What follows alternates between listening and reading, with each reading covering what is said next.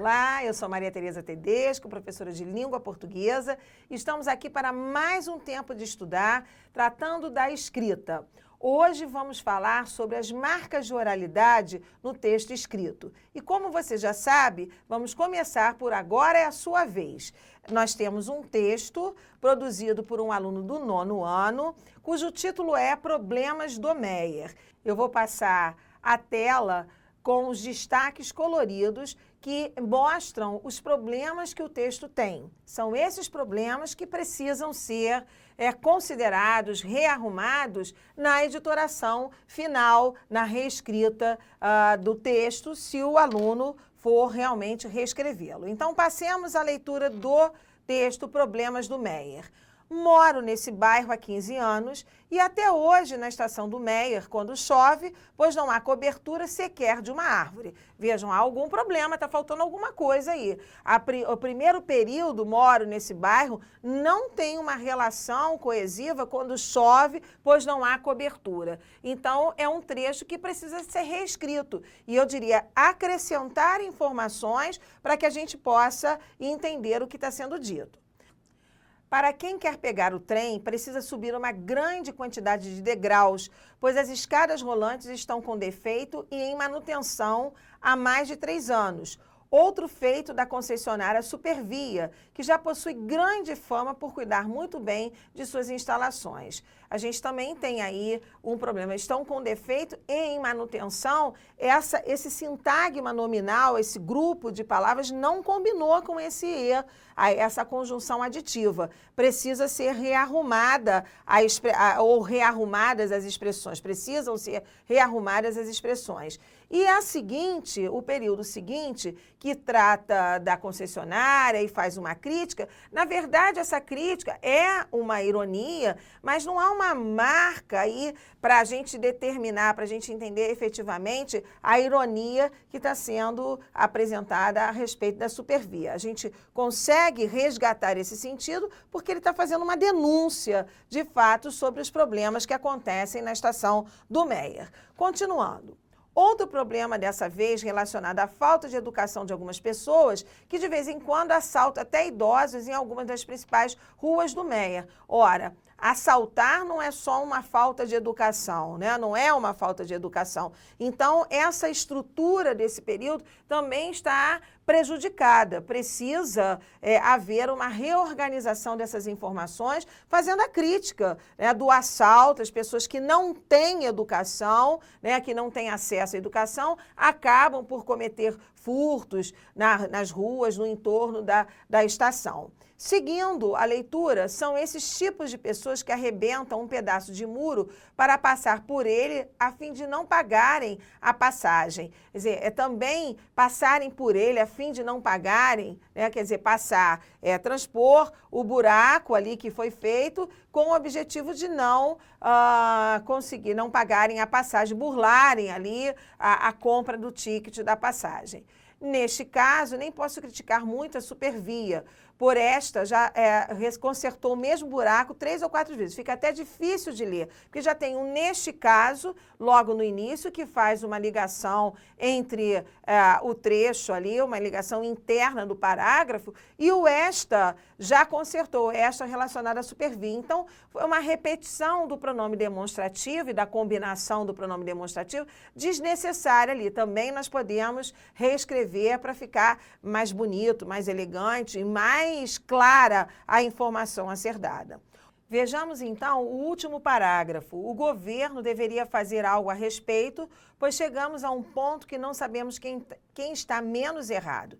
De fato, é um parágrafo com cara de conclusão, de fechamento das ideias, mas veja que essa parte, chegamos a um ponto que não sabemos quem está menos errado, é meio sem sentido, porque quem está menos errado, né? Na verdade, a denúncia aqui é que todos estão muito, muito errados e muitos estão prejudicados, né? Isso está muito claro no texto. A responsabilidade, né, da Supervia, das pessoas que assaltam e aqueles que estão prejudicados por essa falta aí de consciência em relação aos usuários da Supervia. Um texto, então, com 3 parágrafos que mostram começo, meio e fim, mas que traz alguns problemas de ordem da coesão e da relação e da contextualização inicial e que precisa, então, da editoração para que os erros possam ser sanados. Eu só quero chamar a atenção de vocês da importância da reescrita como parte fundamental do processo de produção de um texto em qualquer situação de comunicação. Agora vamos passar para o tema da aula de hoje, em que discutiremos que não se escreve como se fala.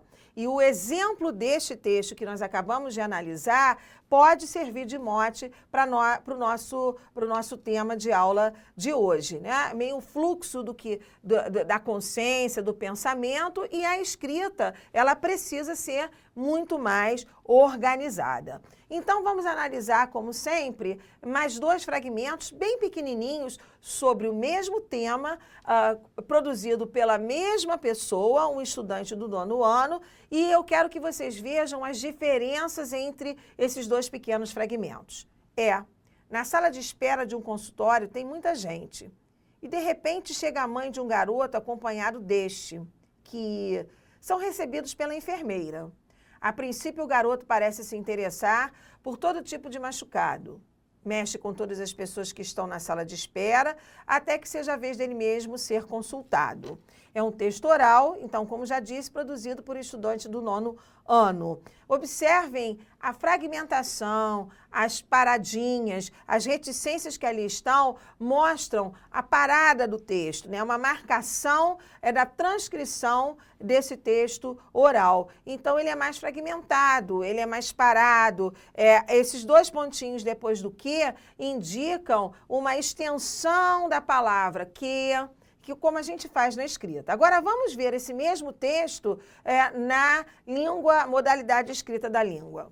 A mãe do garoto chega no consultório médico com ele. Esperam junto com várias pessoas. O garoto, que é muito levado, abre a janela do consultório, deixando a chuva entrar. Depois de algum tempo, chega a vez do garoto. Ele, por sua vez, não queria ser atendido. Por isso, fez de tudo para o médico não examiná-lo. Então, o que nós podemos observar ao comparar o fragmento 1 ao fragmento 2, eu insisto, é o mesmo episódio, é o mesmo tema, é produzido pelo mesmo aluno, sendo um fragmento gravado, representando a modalidade oral da língua, e o outro é um fragmento de um texto escrito, né, representando a modalidade escrita da língua.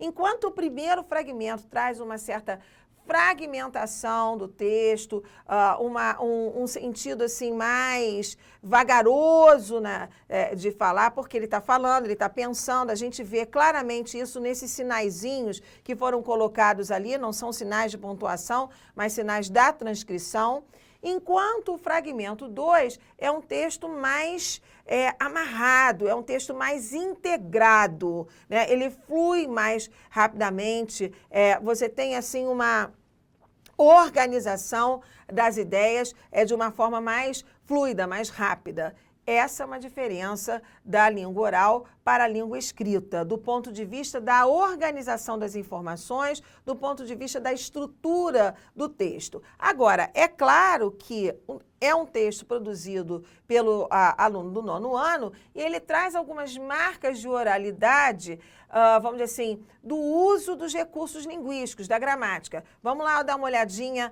no segundo fragmento. A mãe do garoto chega no consultório médico. Chegar no consultório é uma marca de oralidade, porque o verbo chegar é um verbo de movimento e exige uma preposição, uma palavra de ligação que indica movimento. Essa palavra é, por exemplo, a preposição a na língua portuguesa. Então, o correto do ponto de vista da modalidade escrita da língua seria: a mãe do garoto chega ao consultório médico com ele, tá certo? Então, eu mostro primeiramente, nesses fragmentos, essa diferença.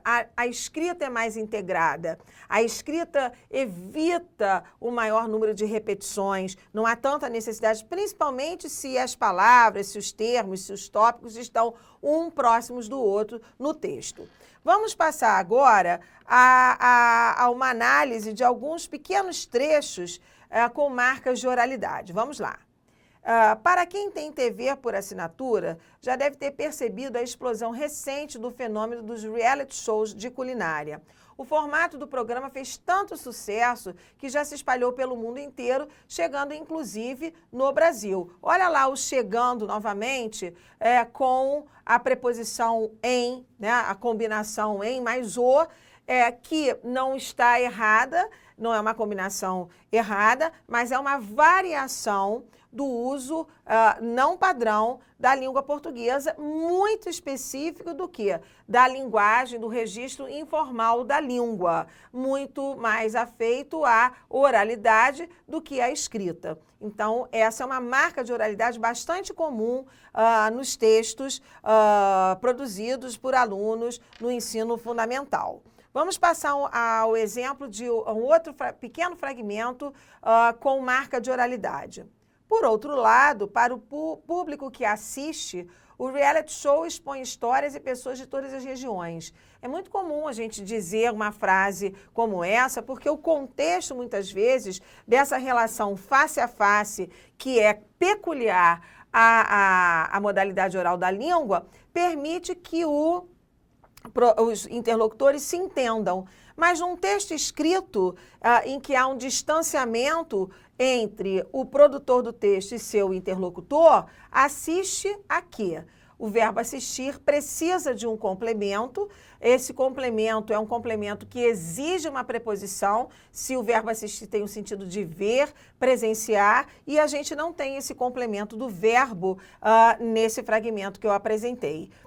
Do ponto de vista da norma culta padrão da língua, deveria ser, por outro lado, para o público que assiste aos reality shows, aos programas, o reality show expõe histórias e pessoas de todas as regiões. Vamos ao outro exemplo. Pois com a grande influência positiva que ele tem causado à sociedade, ele veio para ficar. Esse pra é extremamente comum na nossa modalidade, no registro oral da língua portuguesa, mas a forma, de acordo com a norma culta padrão, é para ficar. Então, nós temos de trazer essa forma culta padrão para a escrita, evidentemente, dependendo dos gêneros, né? Então, se eu estiver escrevendo um bilhete para o meu amigo, que está muito mais próximo da oralidade, eu posso, evidentemente, usar essas expressões. Mas se eu estou escrevendo um gênero mais formal, para a diretora da escola, uma narrativa, e eu não estou reproduzindo a fala de um personagem, por exemplo, eu devo primar pelo uso da norma culta padrão da língua portuguesa, tá certo? Agora, eu quero mostrar um outro texto para vocês, cujo título é Minha Alma Canta, Vejo o Rio de Janeiro. Rio de Janeiro, eu gosto do Pão de Açúcar, aprecio a paisagem do Cristo. O Rio de Janeiro tem lindas praias, suas comidas típicas agradam todos os tipos de turistas. Adoro o carnaval no Rio, é super animado e as fantasias são muito lindas. Seu formato de um pássaro agrada a qualquer um. Quero chamar a atenção de vocês para essa expressão logo no início. Rio de Janeiro, eu gosto do Pão de Açúcar e aprecio a paisagem do Cristo. Vejam que o produtor do texto traz para frente da frase a informação que para ele é uma informação importante sobre o Rio de Janeiro, mas cria uma expectativa de que ele vai falar o Rio de Janeiro é uma cidade com muitos pontos turísticos, porque é o que ele faz depois. Ele vai citar o Pão de Açúcar, o Cristo e tal, mas ele não faz isso. Essa é uma construção típica da oralidade que a gente chama de topicalização. É trazer a informação principal para o início da frase o que quebra uma expectativa do leitor, porque quebra a ordem sintática da frase, né? Rio de Janeiro teria que ter aí o verbo e o complemento para depois dizer, eu gosto do pão de açúcar, eu aprecio, etc e tal. Você deve tomar cuidado com esse tipo de construção que traz a informação principal do texto, mas quebra essa, vamos dizer assim, essa ordem sintática da frase e quebra também a expectativa do leitor, ok? Eu trouxe também alguns erros frequentes que acontecem em redações. Eu selecionei esses errinhos, vou colocar erros entre aspas, né? Porque são formas possíveis da língua portuguesa, elas existem, mas estão em desacordo com a norma culta padrão da língua. Tá? E são construções muito frequentes e por isso eu as estou chamando a atenção para elas, para que você tome consciência desse uso. Tá? A forma correta do verbo fazer indicando tempo decorrido é no singular. Faz 10 anos que não vemos mudanças. Da mesma forma, houve muitas passeatas essa semana. O verbo haver, no sentido de tempo decorrido, também fica na forma singular. Esse assunto fica entre mim e você. O mim, que é um pronome oblíquo, ele tem que estar após, no caso, a preposição. Nós normalmente falamos entre eu e você, entre mim e você. Então, o menino o pegou pela gola. Como é que a gente fala normalmente? Então, o menino pegou ele pela gola. De acordo com a norma culta da língua, eu tenho de usar o pronome oblíquo como complemento do verbo, nesse caso, o verbo pegar, que exige um complemento direto, ou seja, sem preposição. E a forma correta é onde você está. Pronome interrogativo usado com o verbo estático, está. Agora, aonde você vai? Porque o verbo ir é um verbo de movimento, então ele exige uma preposição de movimento. Aonde, na verdade, é a combinação da preposição a mais o pronome interrogativo onde. Há outros exemplos dessa natureza que não estão explorados aqui nesse momento, tá? Eu quero fazer um resumo, então, do que nós vimos nesse nosso tempo de estudar de hoje. A escrita se caracteriza por um discurso mais planejado. Diferente da oralidade, da modalidade oral da língua, em que o fluxo do pensamento, o interlocutor, as marcas dessa interação, que a gente chama uma interação direta, uma interação online, determinam, vamos dizer assim, o fluxo da conversa, o fluxo dessa interação verbal oral. A escrita é mais dependente do contexto. O texto escrito se caracteriza por menor uso de repetição lexical. Então, não que as repetições não devam acontecer no texto escrito, não é isso, mas a gente traz menos repetições no texto escrito do que na oralidade. Por quê? Como há muitas informações na língua oral, a gente repete muitas vezes para chamar a atenção e para marcar a importância do que está se dizendo, das informações mais importantes. O interlocutor é apenas possível, virtual. Nós não o conhecemos efetivamente na escrita. Então, você não está escrevendo necessariamente para o seu professor na sala de aula, tá? Mas para um possível interlocutor, o que é diferente da oralidade, em que você tem claramente com quem você está falando, com quem você está interagindo. Como nós vimos nos fragmentos, logo no início do nosso encontro, o texto escrito é mais integrado, ele junta mais as informações. E a escrita está mais sujeita às convenções prescritivas, ou seja, da prescrição da língua, da norma culta padrão da língua, mas eu chamo a atenção de vocês para quê? Para a dependência do gênero discursivo sobre o qual nós estamos tratando, estamos escrevendo, etc. Ok? Como você já sabe, agora é a sua vez. Você tem uma tarefa para casa e para isso eu separei fragmentos de um texto produzido por um estudante do 9º ano que conta o amor sem fim de 2 personagens por ele criados, Robin e Sofia. São 4 fragmentos que formam o texto e eu preciso que vocês identifiquem as marcas de oralidade de um dos fragmentos, ok?